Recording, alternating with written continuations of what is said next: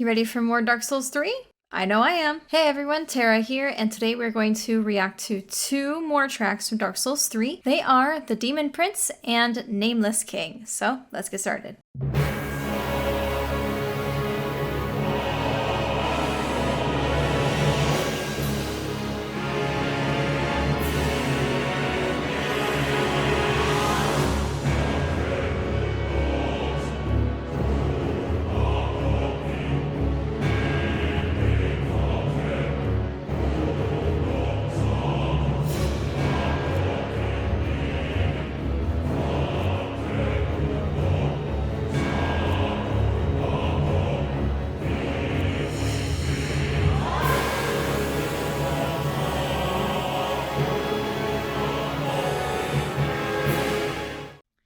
Okay, I mean, this is definitely very sinister right off the bat. We got a lot of lower frequency things happening. We got the low choir, right? The male choir. We got brass.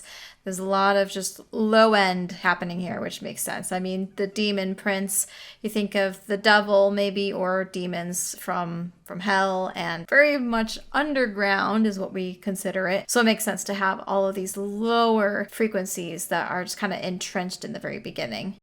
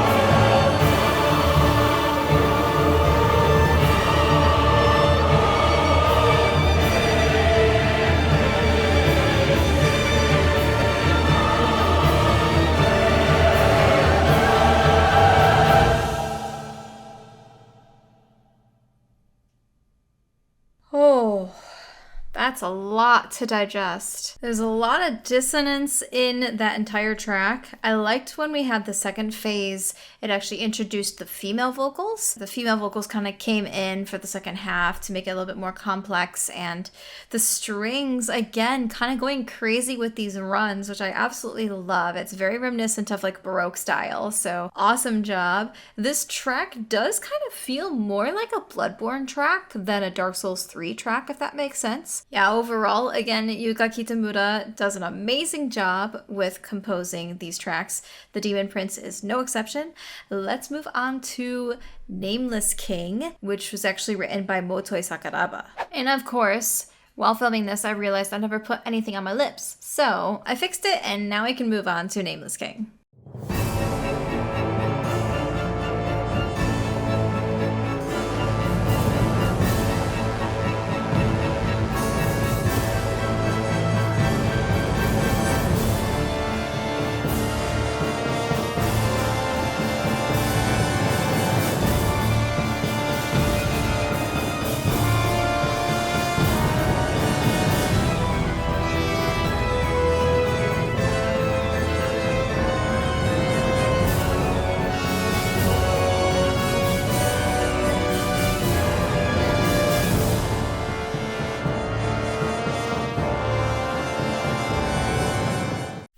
interesting. You have that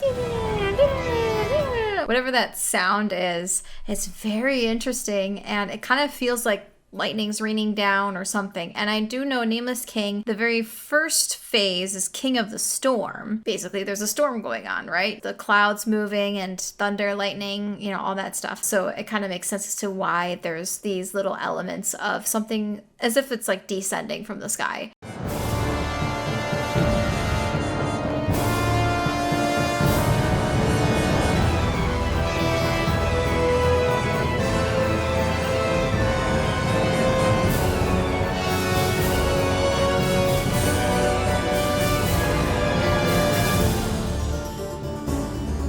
Yeah. Harpsichord?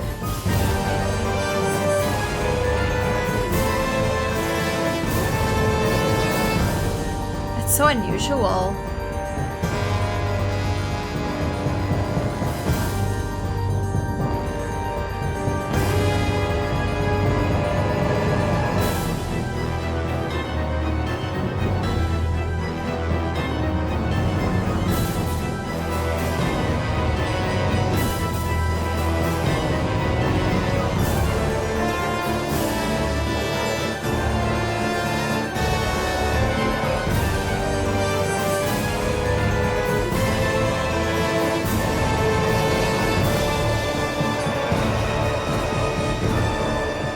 Okay, I pause here because I feel like the transition might be coming up soon for second phase. Get backing up a little bit. Yeah, I'm really curious to hear the Nameless King, like that second phase where you actually have him listed as the Nameless King instead of King of the Storm. Because basically you kill his steed, if you will, and he stabs it and then he goes after you.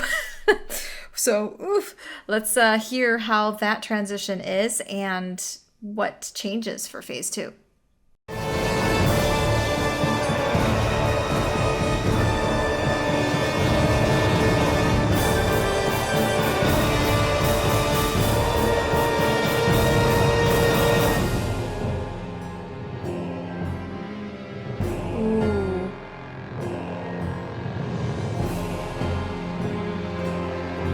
An abrupt change.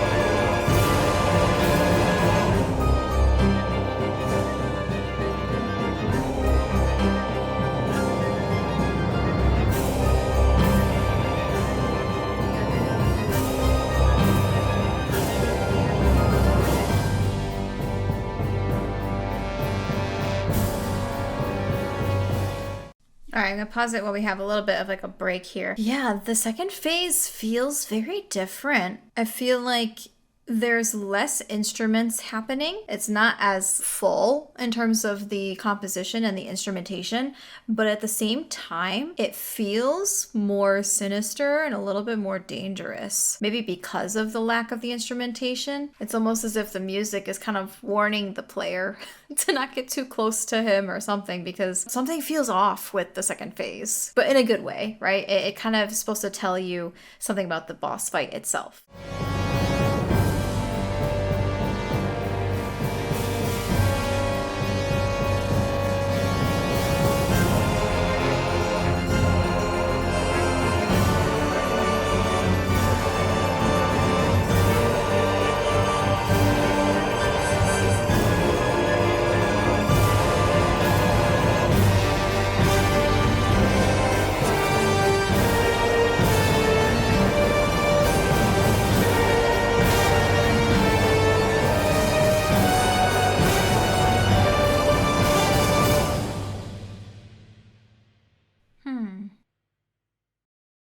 Okay.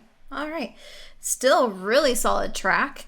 I do feel like personally Yuka's compositions speak to me a little bit more than Motoi's, but at the same time, Motoi Sakuraba is such a staple in video game music and his compositions for various different games. Nameless King, I mean, this is still a really great track. I think I like the first phase music a bit better than the second phase, but they're both really well done. I like the instrumentation. I think it fits the boss very well too. All right, that is it for today's video. I know it's a little bit of a shorter one. We only did 2 tracks today, but we will be doing Epilogue and Slave Knight Gael for the next video for Dark Souls 3 at least. So I hope you look forward to that. I am super excited to close out Dark Souls 3 in terms of the music only reactions. I do want to react to the Slave Knight Gael boss fight as well, which I will do that before I beat him in the game itself because I'm playing Dark Souls 3 right now. So that's another thing to keep an eye out for. And yeah, I think that's about it. We'll close out Dark Souls 3